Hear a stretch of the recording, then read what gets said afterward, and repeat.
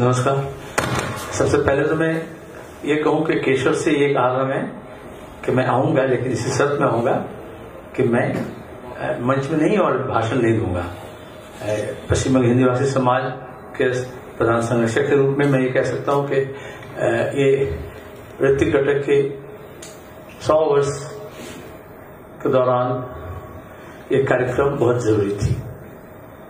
एक तो इसलिए कि हिंदी भाषी समाज के, आप जानते हैं, हमारे उद्देश्य में एकता, अधिकार और सद्भाव लिखा है। तो एकता और सद्भाव का पहला शर्त है कि अलग अलग भाषा, धर्म, जाति जो जनगोष्ठी है वो एक दूसरे के अंदर अगर पुलिया निर्माण नहीं हो, एक दूसरे के नजदीक ना आए, तो आपसी समझ पैदा नहीं होता है। एक ही शहर में, एक ही राज्य में, एक ही देश में रहते हुए भी, क्योंकि हमारा देश बहुभाषिक एक देश है, मल्टीलिंगुअल, हमें अलग अलग खाने में बांटा जाता है ये कहकर के हम ही हम हैं, बाकी कोई है नहीं। किसी एक भाषा का सवाल नहीं है। और फिल्म एक माध्यम है और भी दीगर कला के माध्यमों के तरह जो भाषा से परे है। और जैसे संजय मुखर्जी का मैं सुना, बाकी आप लोगों ने संचिता सन्याल और कमलेश्वर को भी सुने, मैं उस विषय में नहीं जाऊंगा। तो ये पुलिया निर्माण का ये बहुत जरूरी है कि बंगाल में रहते हुए हिंदी भाषी वो बंगला संस्कृति, नाटक, फिल्म, कविता इस जाने, और बंगाल के लोगों को भी ये जानकारी हासिल करना चाहिए कि हिंदी भाषा में क्या कहानी, क्या नाटक, क्या कविताएं हो रही है। क्योंकि उनकी जो मंशा है, उनके जो सोच है, उनके जो दर्शन है, उनकी जो फिक्र है, उनकी जो जीवन शैली है, वो हम अगर सांस्कृतिक माध्यम से एक दूसरे को नहीं जानेंगे तो फिर सद्भाव के बजाय तनाव पैदा करने वाली जो शक्ति है वो हावी हो जाती है। दूसरी बात यह है कि ऋतिक के 100 साल में हम याद कर रहे हैं इसलिए कि ऋतिक अपने जन्म से मतलब समय से बहुत पहले, जैसे उनके बारे में आपने सुना भी और देखा भी और जानते भी हैं, तो अभी देर ही सही, लेकिन उन्हें देखना, समझना ये जरूरी है। और खास करके सुवर्ण रेखा आपने चुने कि एशिया में या दुनिया में जो कुछ फिल्म में समय से ऊपर उठ करके, भाषा से ऊपर उठ करके एक यूनिवर्सल अपील है और एक अच्छे फिल्म में गिनाई होती है, उसके अंदर सुवर्ण रेखा एक महत्वपूर्ण फिल्म है। और सुवर्ण रेखा से शुरू हो, लेकिन बाद में ऋतिक चर्चा बढ़े, ऋतिक के फिल्म के प्रदर्शन हो और लोग इसे देखें और समझें, और उनकी जो सोच, उनकी जो समझ, उनकी जो दर्शन, उनकी जो मानविकता वो हमारे सामने उजागर हो।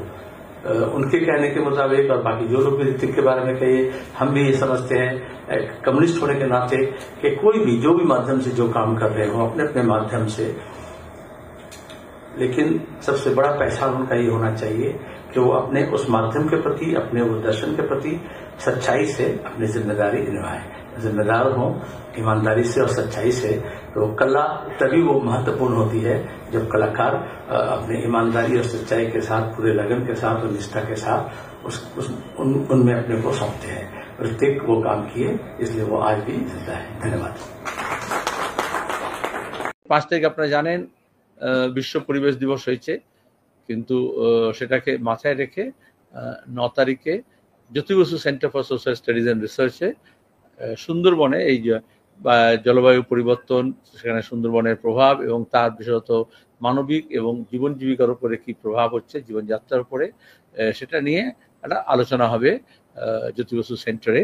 যারা পরিবেশবিদ এবং যারা সুন্দরবন নিয়ে কাজ করছেন এবং সেই অঞ্চলের মানুষ, 2-24 পরগনার মধ্যে যারা সুন্দরবনে ওতপ্রোতভাবে যুক্ত আছেন, এই এখানকার ইকোসিস্টেম, ফ্রেজাইল ইকোসিস্টেমকে নিয়ে যাদের জীবন প্রভাবিত হচ্ছে, তাদেরকে নিয়ে ওখানে বিজেপির সর্বোচ্চ নেতৃত্ব, বিজেপি নির্বাচনী স্বার্থকে মাথায় রেখে সরকারি কর্মসূচির বাহানায় সরকারি খরচে 7 স্টার হোটেলে বিশেষ প্লেনে করে প্রত্যেক মাসে একবার করে আসবেন। আমাদের মুখ্যমন্ত্রী যাবেন, তো জানো কদিন আগে নীতি আয়োগের বৈঠক ছিল, তখন বললে যে না যাবে না। আমি সেদিন উত্তরে তোমাদের বলেছিলাম যে উনি একান্ত আলোচনায় থাকেন, এমনিতে যান না।